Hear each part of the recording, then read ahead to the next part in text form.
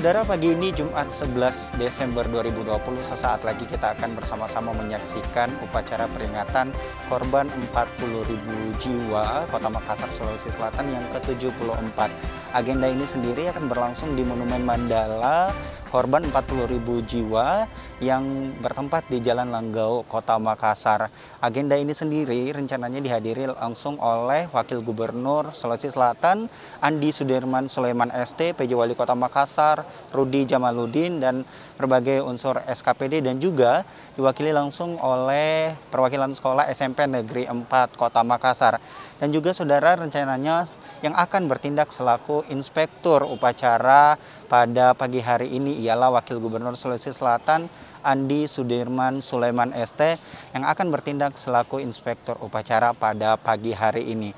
Dan seperti apa berlangsungnya upacara peringatan korban 40.000 jiwa Kota Makassar, Sulawesi Selatan, mari kita saksikan bersama.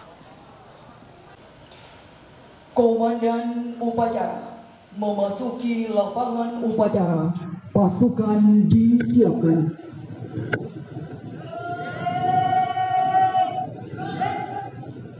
Bertindak selaku Komandan upacara Bapak Letnan Kolonel Pasukan Wendy Bahtiar, jabatan Pabandia Bakopsos Spot Dirga Koopsau 2, lulusan Sekolah Perwira Karir tahun 1998. Pimpinan, saya ambil alih. Komandan pasukan ke samping barisan. Kerjakan!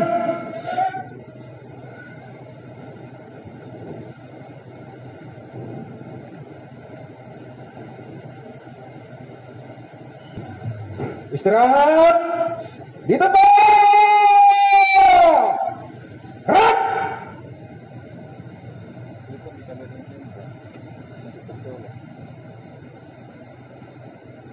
Pembacaan sejarah singkat peristiwa 11 Desember 1946 dari anggota Legiun Veteran Republik Indonesia Kota Makassar, Bapak Pelto Purnawirawan Maluang, jabatan Kepala Aset Legiun Veteran Republik Indonesia Cabang Makassar. Kami silakan.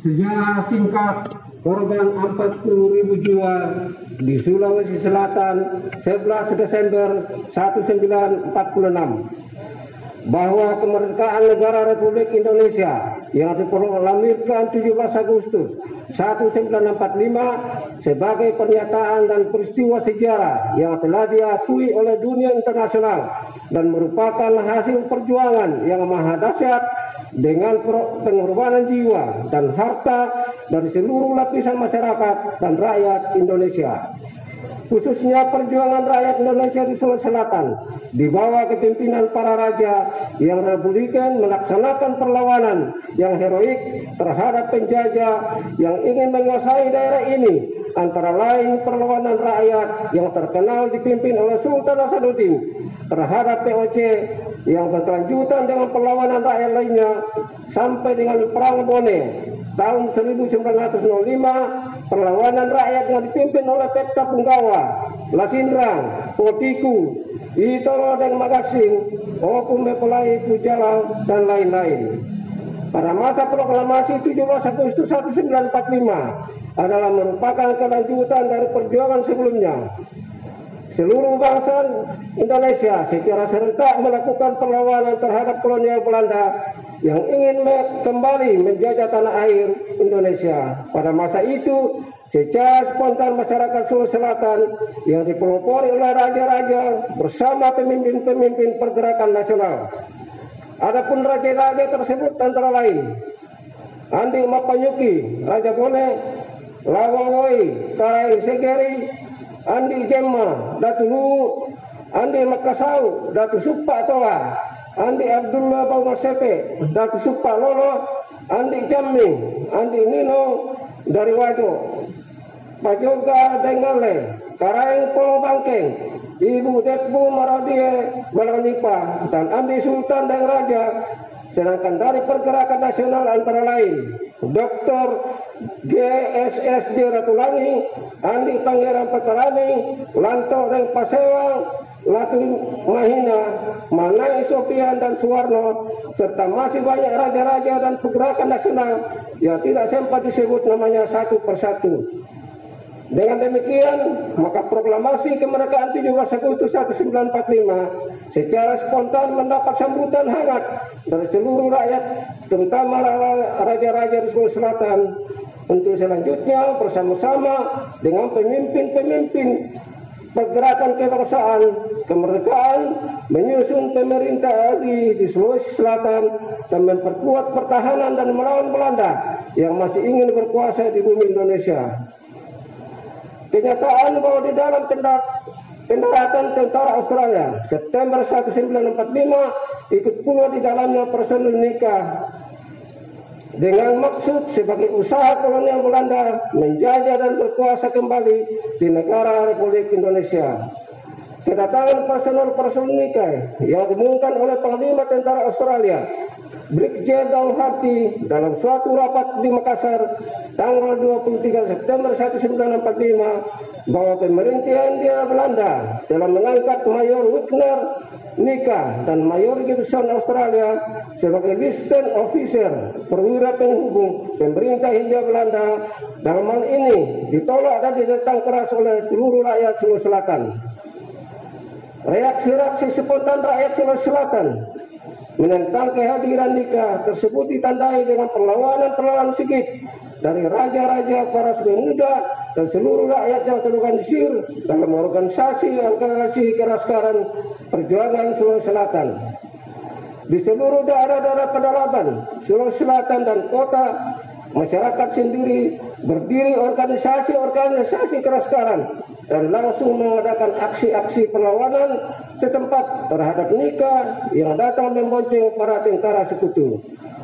Serangan-serangan dan perlawanan dari para pejuang tersebut yang telah cukup menggelisahkan pemimpin Belanda karena dapat menggoyahkan kedudukan Algemen Register Komisaris yang dibentuk oleh Van Wijk dengan tujuan menjalankan pemerintahan sipil menggantikan Chief Officer dan Chief Officer Nika. Sejak proklamasi 17 Agustus 1945, seluruh wilayah Sulawesi dikuasai pemerintah RI sampai meneratnya sekutu pada tanggal 23 September 1945 di kota Makassar. Tetapi pada saat itu di kota Makassar sendiri sudah ada pemerintah RI yang gubernurnya adalah Dr. GSSD Ratulangi dan Piak Asling. Ada pemerintah RI di kota Makassar. Setelah diketahui adanya pemboncengan Nika oleh tentara sekutu, maka segera dilakukan serangan umum terhadap posisi strategis pada tanggal 2, 3, 5, dan 28 Oktober 1945 seperti Social Taib, The Harmony, Stasiun Radio, Empress Hotel, dan lain-lain. Akibat serangan umum tersebut, pada tanggal 21 November 1945, Brigadir Jenderal Sultan menyatakan sekutu Australia bertanggung jawab tentang keamanan Nika, bagian yang tergerasi komando sekutu Australia. Sekutu harus membantu Nika menjalankan pemerintahan sipil di Sulawesi. Selanjutnya, akibat pernyataan tersebut, maka semua kegiatan atas nama Republik Indonesia dilarang dan kota-kota strategis diduduki oleh tentara sekutu Australia yang kemudian membonceng Nika. Mulailah pecah pertempuran di seluruh Sulawesi Selatan dan praktik tentara sekutu dan Nika hanya menguasai kota waktu siang hari, sementara pada malam hari terjadi serangan-serangan yang dilakukan oleh masyarakat seperti Gabling Makassar terhadap Kelaskaran Harimau Indonesia, Lipang Bajeng, dan Laksur.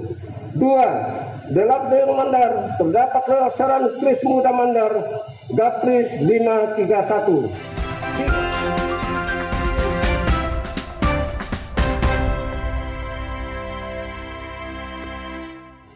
3. Delapdeng Bantaeng, Bulukumba, Selayar terdapat Kelaskaran yaitu Laskar Pemberontak Bulukumba, Angkatan Rakyat PBAR. 4. Labdeng Hulu terdapat Kelaskaran PKR. 5. Labdeng Parepare terdapat Kelaskaran BPRI, dan Ganggawa, dan lain-lain. Setelah terjadi secara bergerombol ekspedisi antara lain Chris Audrey, Fritz dari Jawa, maka posisi tentara Belanda Nika dalam keadaan terdesak, sehingga terpaksa daerah Sulawesi Selatan dinyatakan dalam keadaan SOB pada tanggal 11 Desember 1946 nomor 593. Sementara itu, Belanda mendatangkan suatu pasukan khusus dari Jakarta yang dinamakan Krok Sepresitovin yang dibawa Komandan Raymond Paul Firet Westerling yang tiba pada tanggal 5 Desember 1946 di Makassar. Oleh Westerling didasari bahwa kekuatan gerilya pejuang terletak pada dukungan seluruh rakyat, terutama dukungan logistik di daerah Purwobangkeng Baru.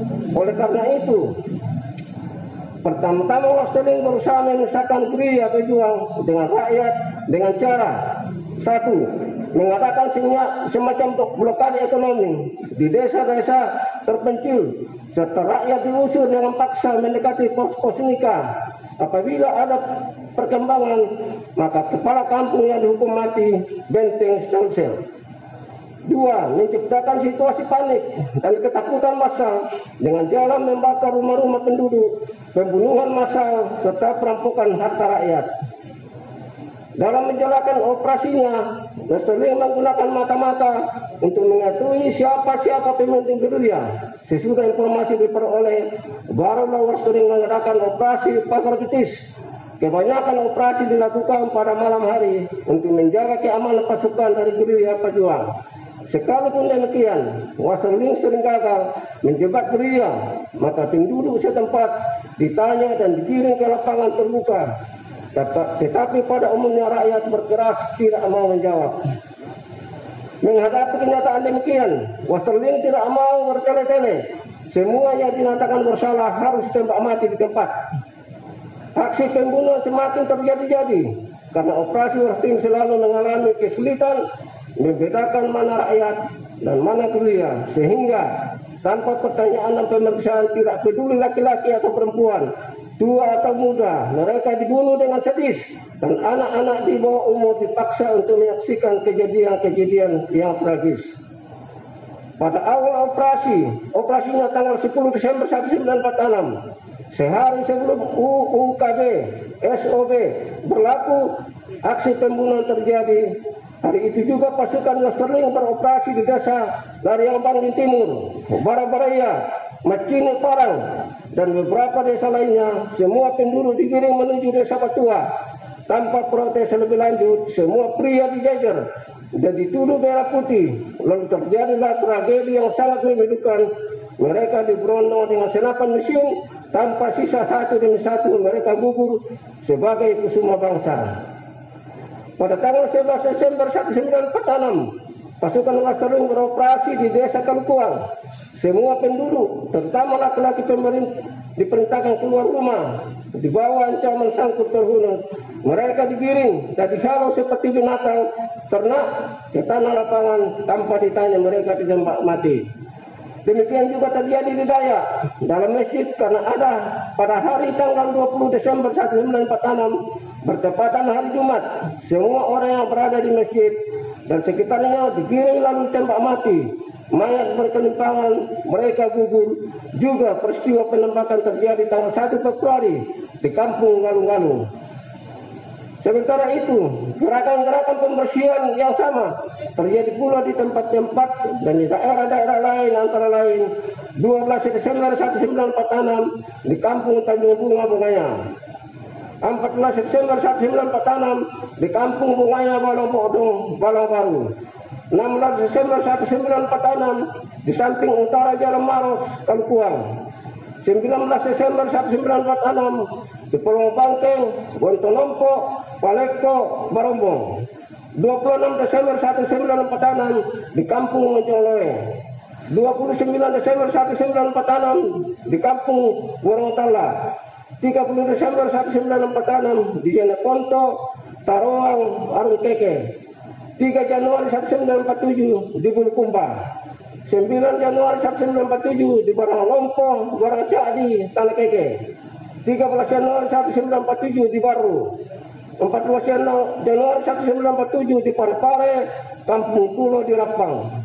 16 Januari 1947 di sekitar Parepare, Baju Kiki, Waruga Pindrang. 17 Januari 1947 di Kampung Abekone, Rapang. 18 Januari 1947 di Takalasi Baru. 19 Januari 1997 di sekitar Parepare dan Sukpa, Pariangon. 22 Januari 1947 di Kampung Bojo, Majenang. 22 Januari 1997 di Sukpa. 23 sampai 28 Januari 1947 sepanjang pesisir melalui laut. 1 Februari 1947 di Kampung Valero dan Kuale. 1 Februari 1947 Majene oleh Mayor Sultan.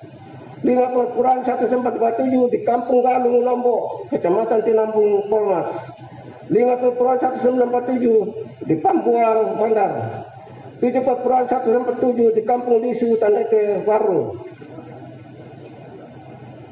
Aksi-aksi pembunuhan tersebut diakui oleh Wasterling sendiri sebagai dikatakan saya harus membunuh agar mereka tidak kembali ke desa untuk mengacau.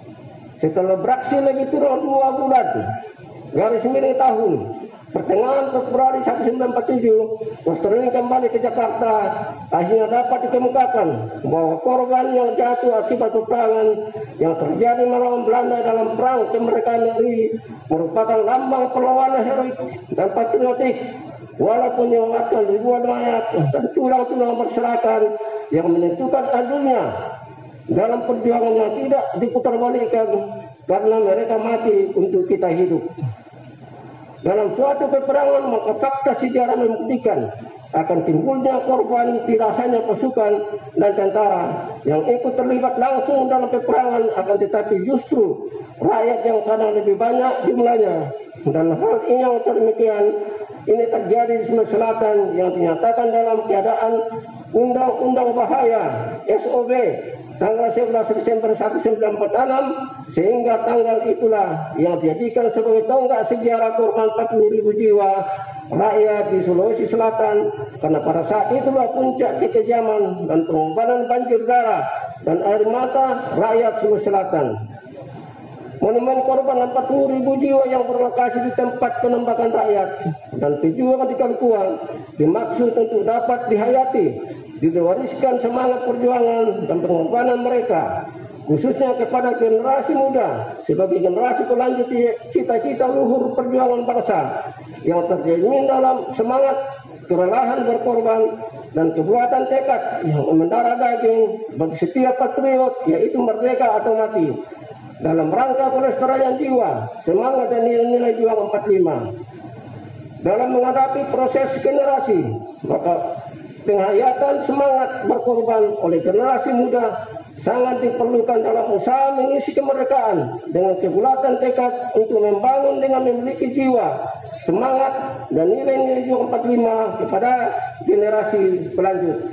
Dengan demikian, bina dan kembangkan nilai-nilai perjuangan, khususnya nilai semangat pengorbanan 40.000 jiwa di Sulawesi Selatan dengan mengabdikan diri di dalam karya, dengan meningkatkan prestasi kerja dan pengabdian sebesar-besarnya bagi pembangunan bangsa dan negara sebagai perlawanan pembangunan.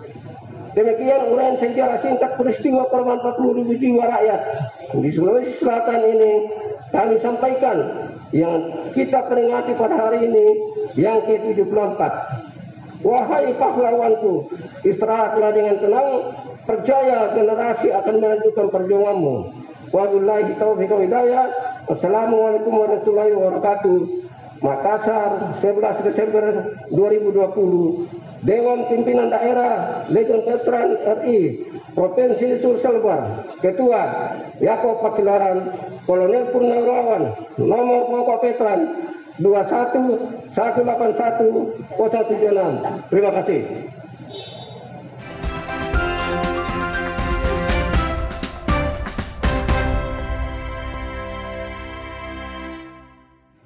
Wakil Gubernur Sulawesi Selatan selaku Inspektur Upacara tiba di lapangan upacara.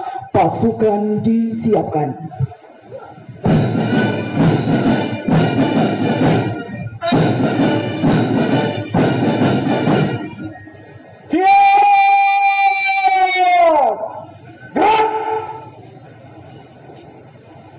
Penghormatan pasukan kepada Inspektur Upacara. Kepada Inspektur Upacara. Hormat senjata! Gerak!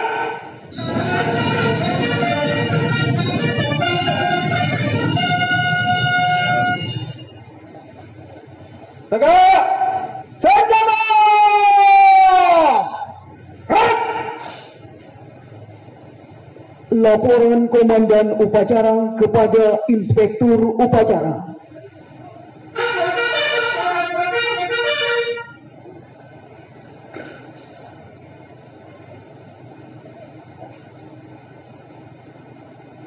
Lapor upacara peringatan Hari Korban 40.000 jiwa ke-74 tahun 2020 siap dimulai.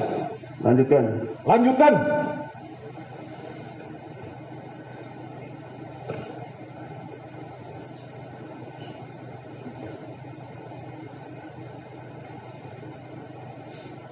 Hadirin dimohon berdiri.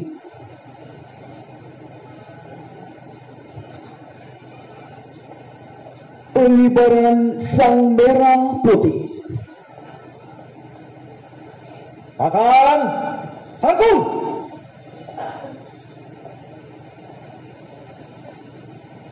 Gerak.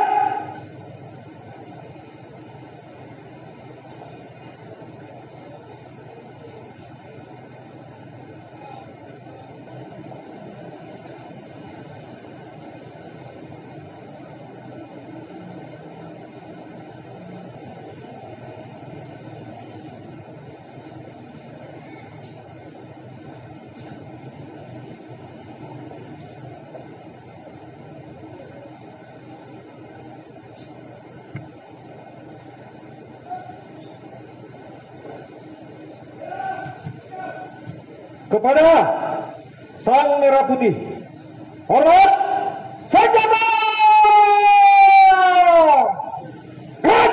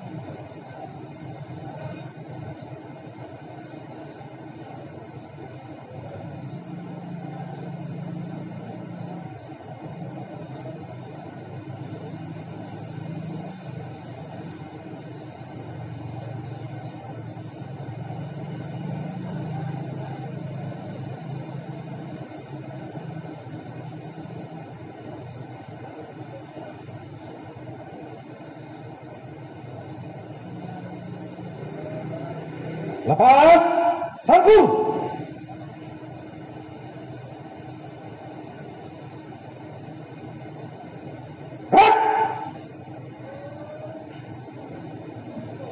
Mengheningkan cipta dipimpin oleh Inspektur Upacara. Untuk mengenang jasa pengorbanan 40.000 jiwa, mengenang cipta flag.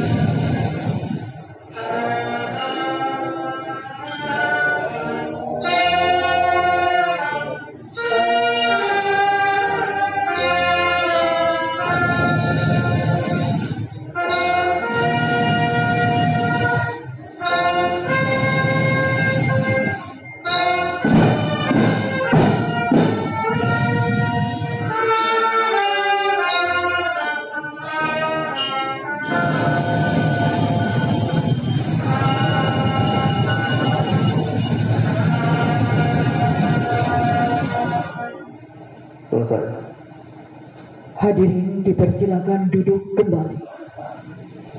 Pembacaan teks Pancasila, pembacaan pembukaan Undang-Undang Dasar Negara Republik Indonesia tahun 1945.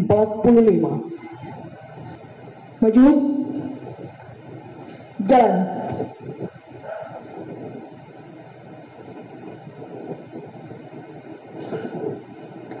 Haluan kanan, jalan.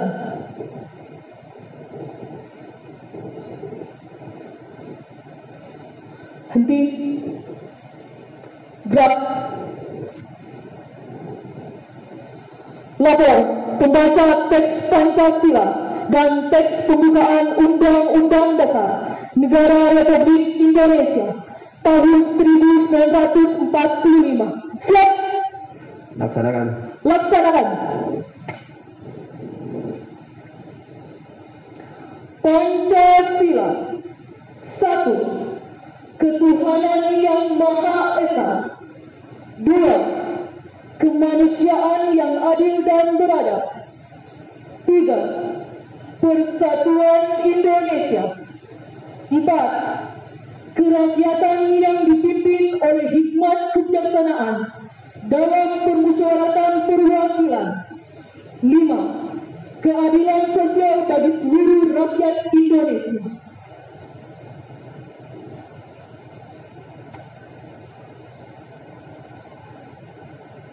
Undang-Undang Dasar Negara Republik Indonesia tahun 1945. Pembukaan. Bahwa sesungguhnya kemerdekaan itu ialah hak segala bangsa, dan oleh sebab itu maka penjajahan di atas dunia harus dihapuskan karena tidak sesuai dengan pri kemanusiaan dan pri keadilan. Dan perjuangan pergerakan kemerdekaan Indonesia telah sampailah kepada saat yang berbahagia dengan selamat sentosa mengantarkan rakyat Indonesia ke depan pintu gerbang kemerdekaan negara Indonesia yang merdeka, bersatu, berdaulat, adil dan makmur. Atas berkat rahmat Allah yang Maha Kuasa dan dengan didorongkan oleh keinginan luhur supaya berkehidupan kebangsaan yang bebas, maka rakyat Indonesia menyatakan dengan ini kemerdekaannya. Kemudian daripada itu, untuk membentuk suatu pemerintah negara Indonesia yang melindungi segenap bangsa Indonesia dan seluruh tumpah darah Indonesia, dan untuk memajukan kesejahteraan umum, mencerdaskan kehidupan bangsa, dan ikut melaksanakan ketertiban dunia yang berdasarkan kemerdekaan, perdamaian abadi, dan keadilan sosial. dalam suatu Undang-Undang Dasar Negara Indonesia yang terbentuk dalam suatu susunan negara Republik Indonesia yang berkedaulatan rakyat dengan berdasar kepada ketuhanan yang Maha Esa, kemanusiaan yang adil dan beradab, persatuan Indonesia, dan kerakyatan yang dipimpin oleh hikmat kebijaksanaan dalam permusyawaratan perwakilan, serta dengan mewujudkan suatu keadilan sosial bagi seluruh rakyat Indonesia. Pembacaan teks Pancasila dan teks pembukaan Undang-Undang Dasar Negara Republik Indonesia tahun 1945 telah dilaksanakan. Laporan selesai. Kembali ke tempat. Kembali ke tempat. Balik kanan, gerak.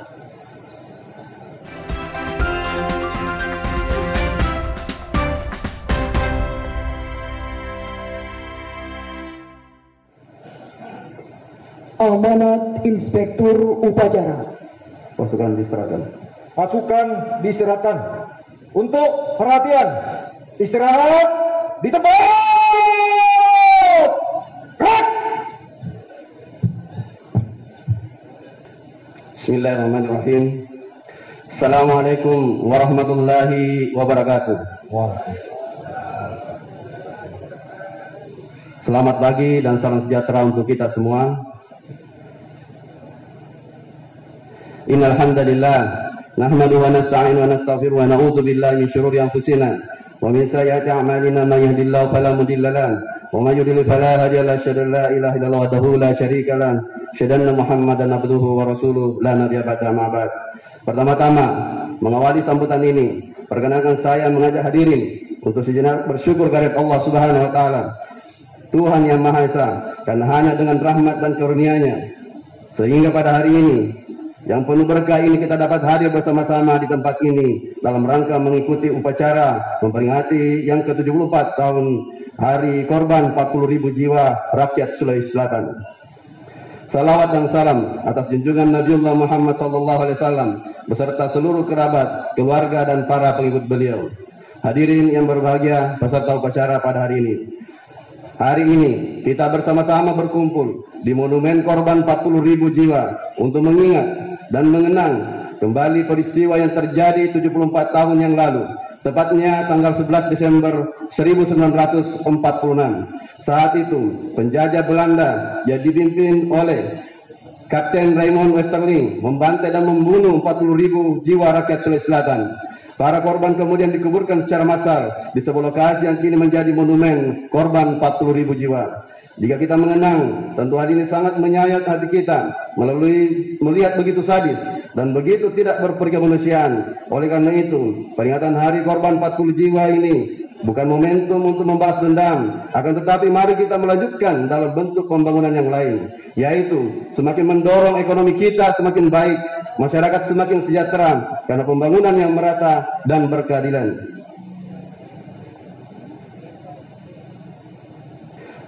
Ini tentu bukan lagi eranya perang dengan melawan penjajah, tapi bagaimana kita mempersiapkan diri menghadapi perang ekonomi yang menciptakan keamanan dan kesejahteraan masyarakat seutuhnya. Apalagi saat ini hampir seluruh negara terkena dampak pandemi COVID-19. Pandemi ini memberikan berbagai pelajaran berharga bagi kita, bahwa untuk menanggulangi pandemi ini kita tidak bisa sendiri-sendiri, harus ada partisipasi dari banyak pihak untuk dapat memutus rantai penyebaran COVID-19.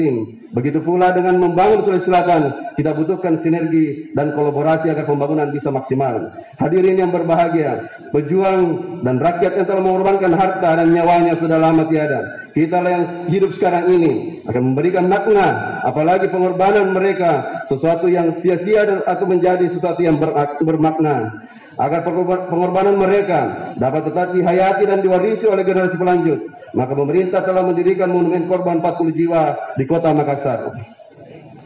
Monumen ini saya harapkan dijadikan salah satu wahana untuk menghayati, mewarisi, dan memelihara semangat dan nilai kejuangan para pejuang yang dirasakan sangat penting dan mendesak untuk menjamin adanya kesinambungan perjuangan antar generasi pada tubuh bangsa Indonesia. Seluruh perjuangan tersebut merupakan momentum yang saling terkait, dan berkesinambungan hingga perjuangan rakyat Indonesia di Sulawesi Selatan di bawah kepemimpinan para raja-raja pejuang dahulu, antara lain Andi Mapanyuki, Andi Makassau, Lapawawoi Karen Sigeri, Andi Jema, Andi Abdullah Bau Masefe, Pajong Daeng Halle, Sultan Daeng Raja, dan masih banyak lain yang tidak bisa disebutkan satu persatu. Tentu adalah perjuangan yang harus kita hargai dan kita adalah kenang. Kata bijak yang perlu kita renungkan adalah bahwa hanya bangsa yang besar yang mau dan mampu menghargai jasa pahlawan dan perjuangannya. Menjadi tanggung jawab kita semua untuk mewujudkan hal tersebut agar tetap menjadi citra dan jati diri bangsa Indonesia yang kita cintai bersama. Hadirin yang berbahagia, peserta upacara pada hari ini saya cintai, saya banggakan. Demikian beberapa hal yang saya dapat sampaikan pada kesempatan ini melalui kegiatan yang kita laksanakan pada hari ini. Dengan semangat dan jiwa patriotisme para pahlawan, kita dapat berkomitmen untuk saling bersinergi dan berkolaborasi dalam mewujudkan masyarakat Sulawesi Selatan yang sejahtera, adil, makmur dan diridhoi Allah Subhanahu wa taala. Terima kasih. Wabillahi taufiq wal hidayah. Assalamualaikum warahmatullahi wabarakatuh. Pasukan siapa?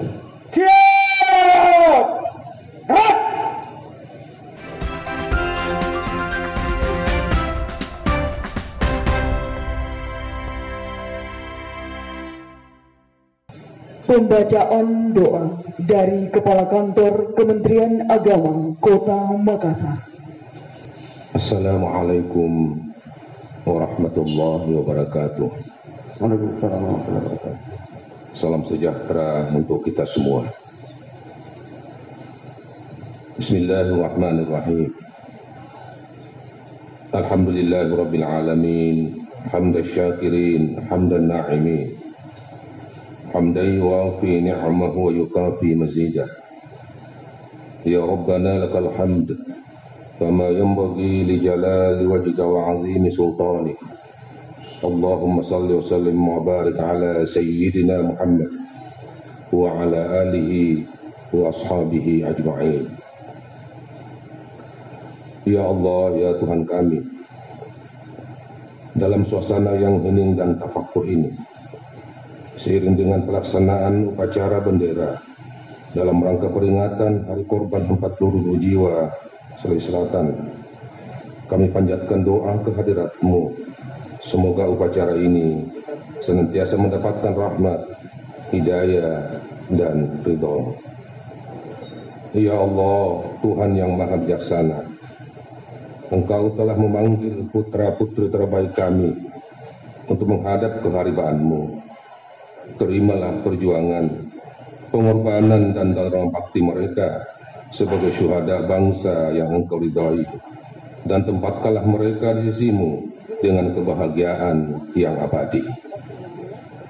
Ya Allah, Tuhan yang Maha Perkasa, anugerahkanlah kepada kami semangat dan kekuatan lahir batin untuk meneruskan perjuangan para pendahulu kami dengan mengisi kemerdekaan dan membangun tanah air sesuai tujuan dan cita-cita bangsa kami, yaitu bangsa yang bersatu, damai, aman, dan sejahtera. Baldatun thayyibatun wa rabbun ghafur. Ya Allah, Tuhan yang Maha Pengampun, ampunilah dosa dan kehilapan kami, kedua orang tua kami, dosa dan kehilapan para pejuang dan para pendahulu kami. Ya Allah, kabulkanlah doa dan pinta kami. Rabbana ighfir lana wa li ikhwanina alladhina sabaquna bil iman ولا تجعل في قلوبنا غلا للذين آمنوا ربنا إنك رؤوف رحيم ربنا آتنا في الدنيا حسنة وفي الآخرة حسنة وقنا عذاب النار والحمد لله رب العالمين. السلام عليكم ورحمة الله وبركاته. Hadirin dimohon berdiri.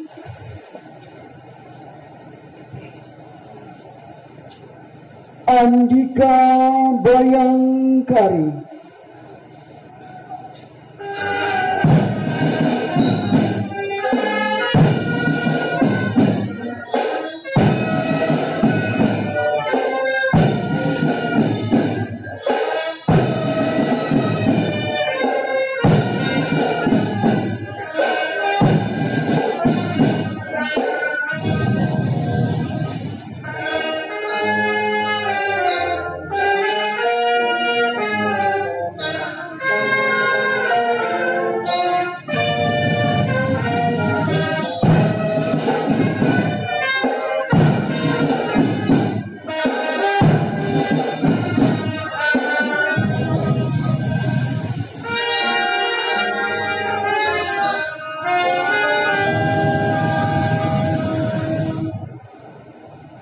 Hadirin dipersilakan duduk kembali.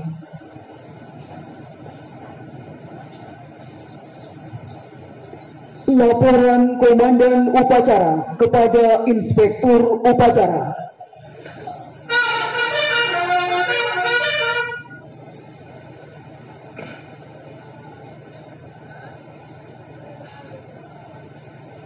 Upacara telah dilaksanakan. Laporan selesai. Maka tempat dan bubarkan. Bubarkan.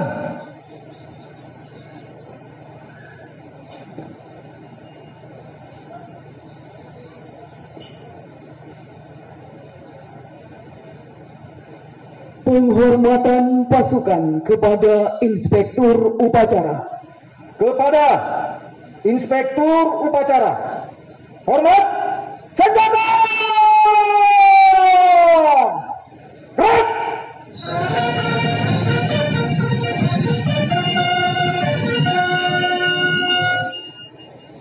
Tegak! Senjata!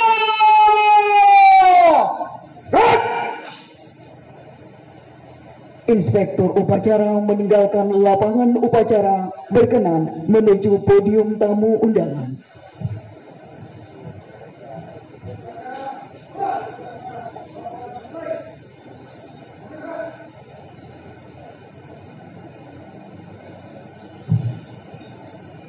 Dilanjutkan acara tambahan pasukan diistirahatkan.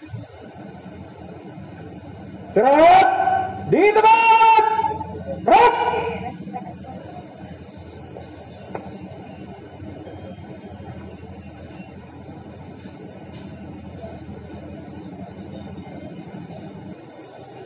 Dilanjutkan acara tambahan yaitu penyerahan bingkisan secara simbolis. Untuk itu kepada penerima bingkisan secara simbolis untuk menempatkan diri, mohon izin kami menyebut nama Bapak Makmur, Bapak Haji Gafar, Bapak Yakub Kata, dan Bapak Haji Tompo. Kami silakan untuk menempati tempat yang telah disediakan.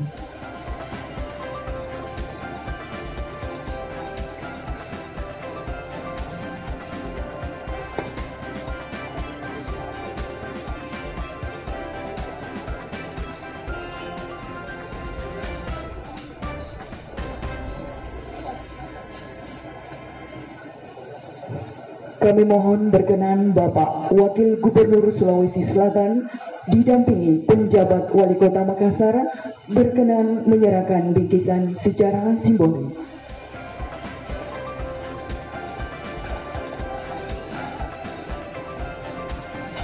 Dan didampingi Ketua DPR Kota Makassar.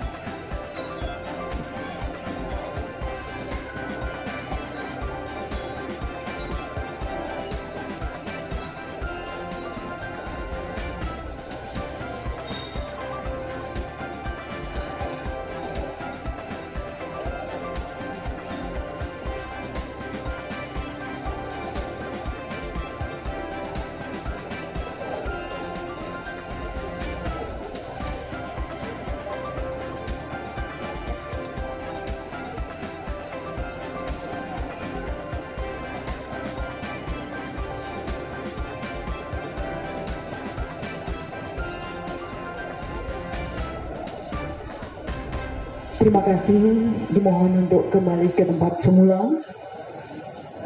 Pasukan disiapkan.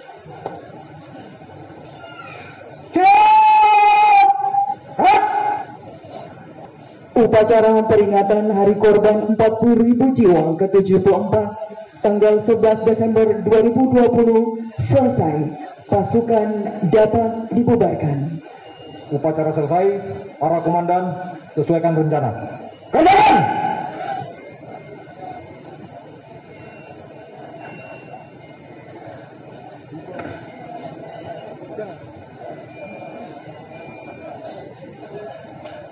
Ya, saudara, demikian telah kita saksikan bersama upacara peringatan korban 40.000 jiwa Kota Makassar, Sulawesi Selatan yang ke-74, yang dimana setiap tahunnya diperingati setiap tanggal 11 Desember. Di mana rangkaian acara tadi yang pertama ada pembacaan sejarah untuk mengenang korban 40.000 jiwa Sulawesi Selatan, dan dilanjutkan sebagai Inspektur Upacara Wakil Gubernur Sulawesi Selatan Andi Sudirman Sulaiman menyampaikan pesan bahwa marilah kita bersama-sama mengenang jasa para pahlawan yang telah mendahului kita demi kemerdekaan rakyat Indonesia, khususnya rakyat Sulawesi Selatan.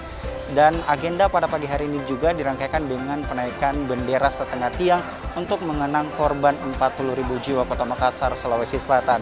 Demikian kebersamaan kita pada pagi hari ini. Saya Prento Jabli, selamat pagi dan sampai jumpa.